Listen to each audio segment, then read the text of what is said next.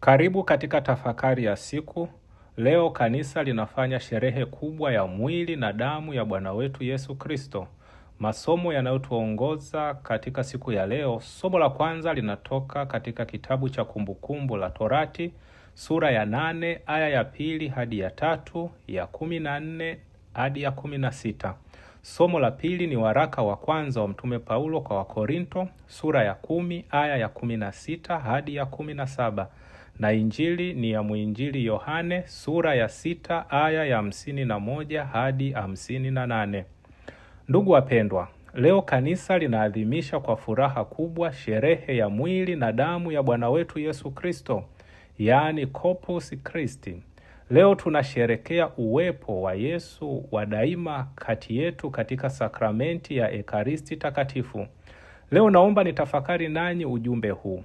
Ekaristi ni chakula kinachotupa uzima wa milele. Ndugu zangu, chakula ni jambo muhimu sana katika maisha ya mwanadamu. Hakuna mtu anayeweza kuishi bila kula. Kila siku tunafanya kazi, tunahangaika na kujituma ili tupate chakula na mahitaji mengine katika maisha yetu. Madaktari na wataalamu wa afya hutueleza umuhimu wa kula mlo kamili. Wanatushauri kula vyakula vyenye virutubisho vinavyohitajika na mwili.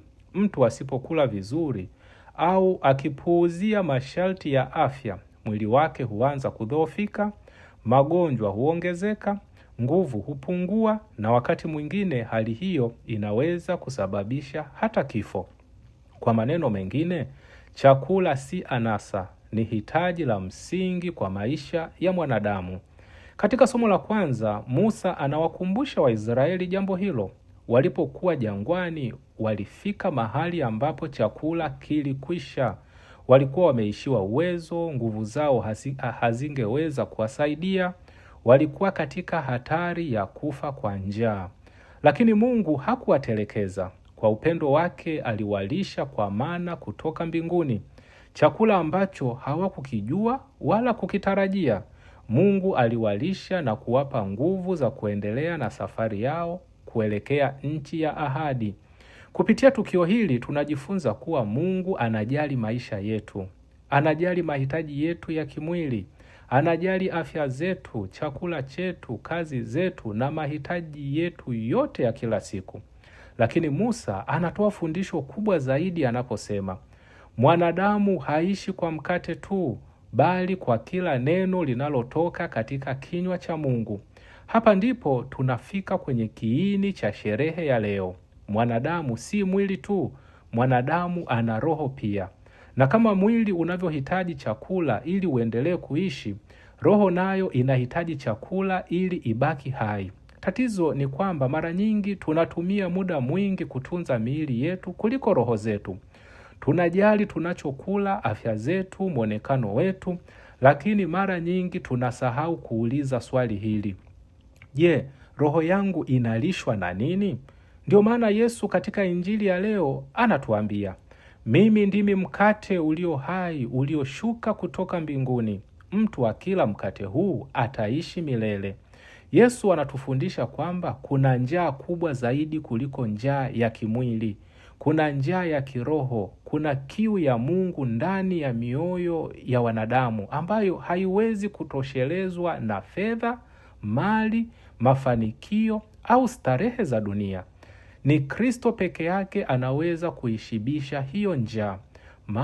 Mana waliopewa Waisraeli ilikuwa zawadi kubwa kutoka kwa Mungu.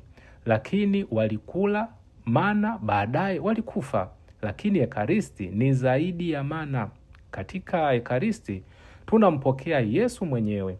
Tunapokea mwili wake na damu yake. Tunapokea uzima wake ndani yetu. Ndio maana Yesu anasema, anayeula mwili wangu na kuinywa damu yangu anao uzima wa milele. Ndugu zangu, kama vile mwili unavyodhoofika unapokaa muda mrefu bila chakula, ndivyo hivyo roho inavyodhoofika inapokaa mbali na Ekaristi Takatifu.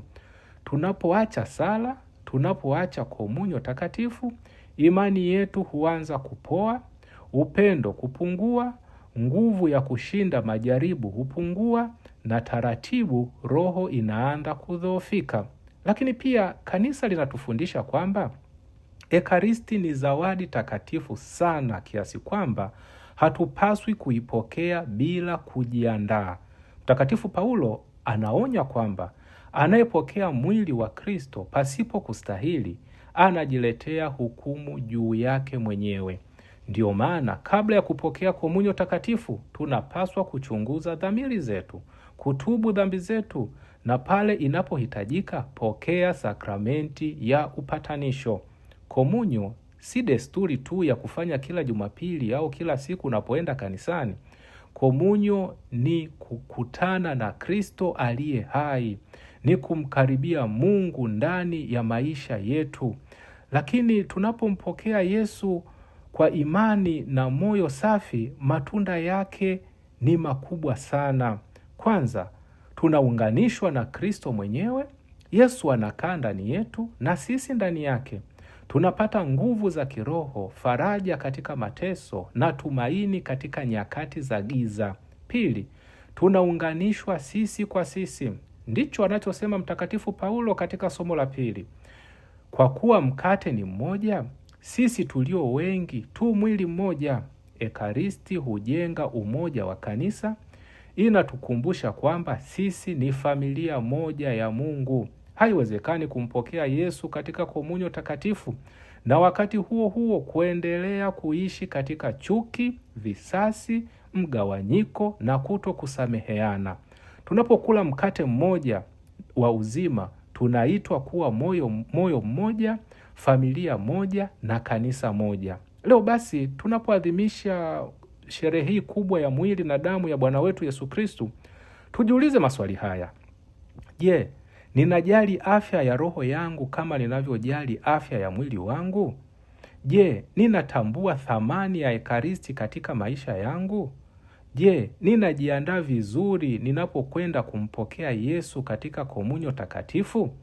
Tumuombe Bwana atuongezee imani katika sakramenti hii kuu, na kila tunapokaribia altare yake tumkaribishe kwa upendo, kwa heshima na kwa moyo safi, na mwili na damu yake viwe chakula cha roho zetu, vitupe nguvu katika safari ya maisha haya na hatimaye vitupeleke kwenye uzima wa milele. Akubariki na kukulinda Mungu Mwenyezi, Baba na Mwana na Roho Mtakatifu. Amina.